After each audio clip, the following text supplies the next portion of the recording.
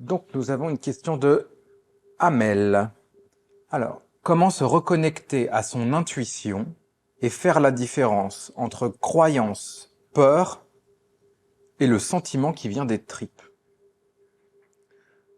Question de Amel. Ok.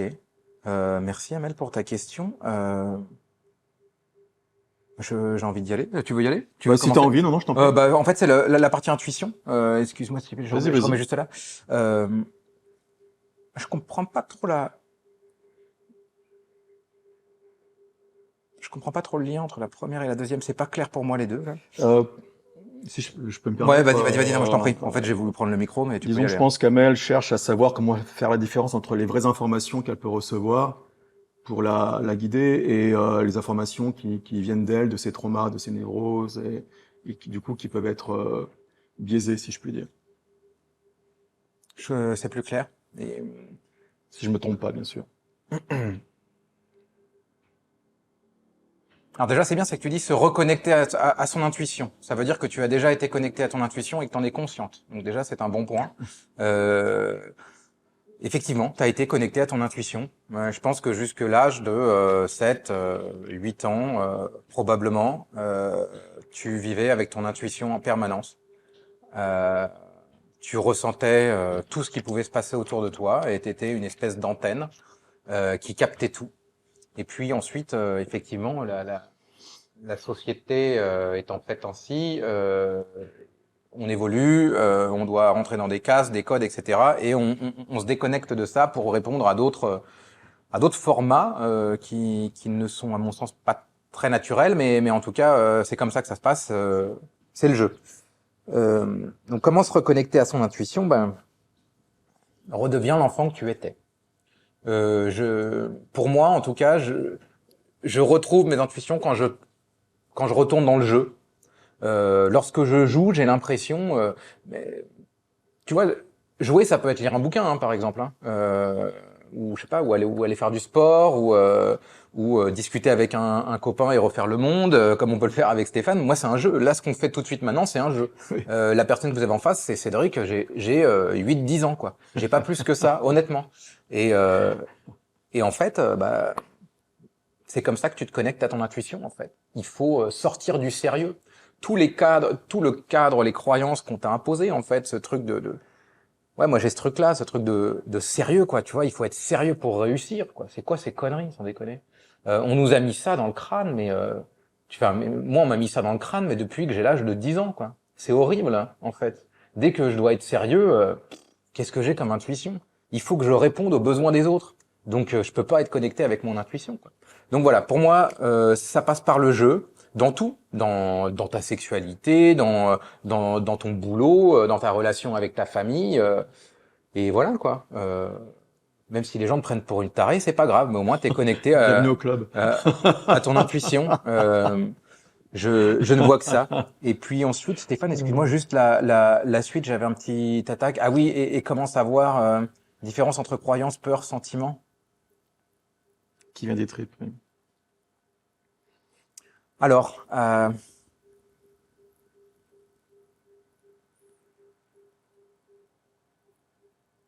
bon, je vais lier croyance et peur. Comment c'est lié? En fait, dès que tu sors du maintenant, tu génères de la peur. Dès que ton cerveau, enfin, ou ton ego, ou ton mental, va être va être dans le futur, tu génères la peur et l'angoisse et l'anxiété. Tout de suite, en fait. Si tu pars en arrière, vers le passé, tu génères Le regret. regret, ressentiment, Ouais. honte, beaucoup. Donc, si tu veux, regarde juste sur ton sujet, en fait.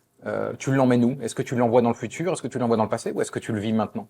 Parce que, pour être honnête, Amandine, pardon, c'est pas Amandine, c'est qui? Amel. Euh, pour, euh, pour avoir peur, c'est très difficile d'avoir peur, quoi, tu vois. Il faut qu'il y ait quelqu'un qui te brusque, il faut que tu aies un bus qui te coupe la route. Enfin, tu vois, c'est maintenant tout de suite, dis-moi de quoi t'as peur maintenant tout de suite. Essaye de te poser et de dire, voilà, là j'ai peur de quoi tout de suite maintenant? Normalement, t'as pas peur de grand chose, en fait. Ce que t'as peur, c'est de pas pouvoir payer ta facture à la fin du mois, c'est de perdre ton boulot, c'est que ton mec se casse, c'est que ta fille trouve que tu ressembles à rien. Tu vois ce que je veux dire en fait, c'est ce que tu as peur, c'est les projections, c'est les potentialités, mais elles naissent juste de là en fait. Mais réellement, il y en a pas ou très très peu. À part s'il y a un mec qui débarque avec un couteau dans ta salle de bain quoi. Donc voilà, Amel, j'ai pas mieux. Ok, Amel. Non, je ris parce que tu me fais rire, mais dans le bon sens, hein. Hmm. J'imagine la scène, effectivement. Regarde derrière toi au moment où tu regardes cette vidéo, on sait jamais quand même. S'il n'y a pas un Hmm. tueur en série qui va débarquer par la fenêtre avec un couteau. Bon, blague à part, Amel. Bon, alors, comment se reconnecter à son intuition? Eh bien, tu l'as dit, en fait, hein, c'est de revenir sur le moment présent, quoi. Euh, donc, l'idée, c'est quand tu es face à une situation, quelle qu'elle soit, quelqu'un qui t'annonce quelque chose, un projet qui t'est amené, etc.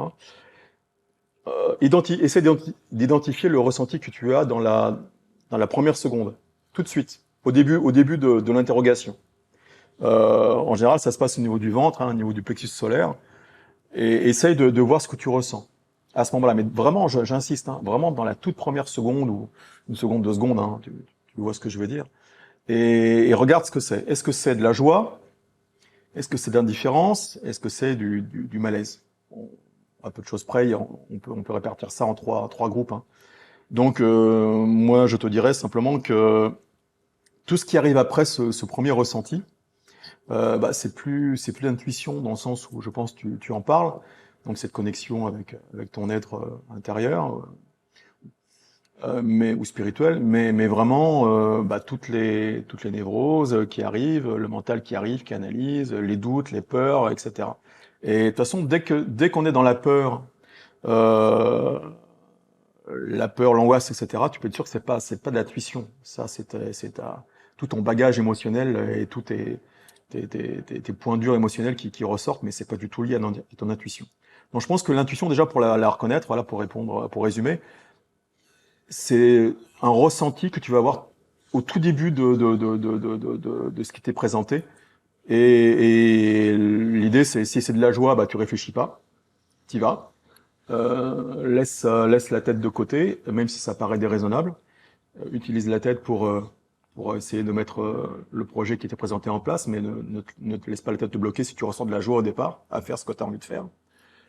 Et puis si c'est l'indifférence, et bah tente, mais bon, on n'attend pas grand-chose. Et si c'est un malaise, bah écoute, n'insiste pas. Voilà, passe ton chemin.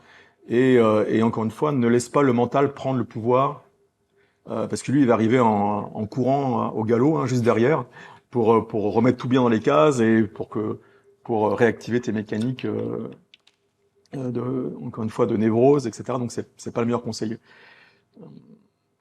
Pour moi, l'intuition, c'est vraiment la petite voix intérieure de ton être spirituel. C'est comme ça que tu peux communiquer. Alors, on parlait de la communication avec les anges gardiens, les guides, etc. Mais c'est vrai qu'on, j'ai peut-être oublié d'en parler la dernière fois, mais c'est aussi par l'intuition qu'il te parle. Donc voilà, concentre-toi, je vais arrêter là. Concentre-toi sur ce premier moment, là, ces premières secondes de ressenti et essaye d'être aussi objectif que possible. Et dis-toi que tout ce qui va arriver derrière, on n'est plus dans l'intuition, on est dans l'analyse, on est dans les peurs, dans les névroses, etc. Voilà. Et puis également, bah, cette question, tu te la poses aussi parce que je pense que il y a peut-être un travail sur le discernement à effectuer. Voilà. Ça peut être aussi une piste, une autre piste derrière pour te faire avancer sur ton chemin. Voilà, travailler sur le discernement. Euh, pour conclure, tu vois là, en écoutant Stéphane, en fait, ça passe par ton corps, l'intuition. Pour toi, tu vois, en fait, on a tendance à imaginer que l'intuition, c'est quelque chose de totalement en fait subtil et qui est en fait pas de contact. Moi, je pense qu'il faut que tu passes par ton corps. Et tu vois, c'est pour ça que je te parlais aussi du jeu. C'est-à-dire qu'en fait, ton corps, si tu es dans ton corps, tu risques de te reconnecter à ton intuition. Si tu vis en fait à l'extérieur, donc dans tes pensées, dans tes projections, tes peurs, ce qui n'est pas toi en fait, hein, t'es sur quelque chose d'extérieur à toi, effectivement, tu ne peux pas, tu vois, être connecté à ton intuition. Donc, il faut pour ça te ramener dans ton corps. Et le fait de jouer, de faire du sport, de faire un jeu, etc., tu vas pouvoir te reconnecter à ton corps et ton intuition passe par ton corps. Et ça, c'est un grand sujet, grande thématique qu'on pourra, Oui, qu'on aborde souvent avec Stéphane, c'est que oui, souvent, spiritualité, on imagine quelque chose qui est en dehors, dans le ciel, dans les étoiles. Non, c'est dans le corps que ça se passe. C'est vraiment dans le corps que ça se passe. Et chaque expérience qui peut t'amener à rentrer à l'intérieur de toi et à être un peu plus dans ton corps vraiment, va te permettre, en fait, si tu veux, à un autre degré, de monter beaucoup plus haut au ciel. Mais tu vois, on n'est pas là pour vivre dans le ciel, quoi. On n'a pas d'ailes, on n'est pas des oiseaux, on bouffe pas des graines toute la journée, quoi. Donc voilà, nous sommes des humains avec un corps. Donc ton intuition, elle est dans ton corps. Voilà. Il faut revenir, il faut trouver des solutions de rentrer dans ton corps. Fais du yoga, fais ce que tu veux, du foot, du rugby. Mets-toi à quatre pattes avec tes enfants, joue par terre. Enfin, tu vois, fais du jardinage, passe par ton corps, transpire, cogne-toi, ressens ton corps. Voilà. Fais-toi un peu mal, tu vas voir physiquement, ça va te reconnecter. Voilà, Amel. Moi, j'ai pas grand-chose. ben voilà. Merci beaucoup Amel pour ta question. Merci, Amel. Ça ting, ça ting.